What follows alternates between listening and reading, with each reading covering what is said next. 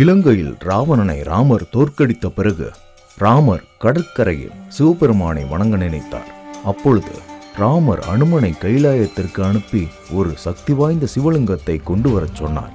அதை கேட்டு அனுமன் உடனே கைலாயத்திற்கு புறப்பட்டு சென்றார்.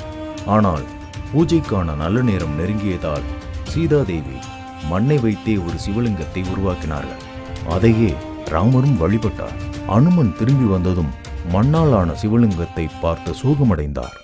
மேலும் அனுமன் கொண்டு வந்த லிங்கத்தை ராமர் பயன்படுத்தவில்லை என்றதும் அனுமன் வருத்தத்தில் இருந்தார். அதற்கு ராமர் சொன்னார், ஆஞ்சநேயா, நீ இந்த மணல் லிங்கத்தை எடுக்க முடிந்தால் உன் லிங்கத்தையே நாங்கள் வழிபடுவோம் என்று சொன்னார்.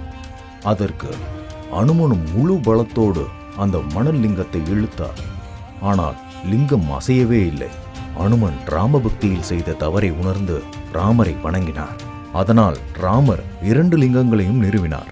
மேலும் ராமேஸ்வரத்தில் முதலில் அனுமன் கொண்டு வந்த லிங்கத்தையே வழிபட வேண்டும் என்று ராமர் கூறினார். இதுதான் ராமர் அனுமனுக்கு கொடுத்த மரியாதை.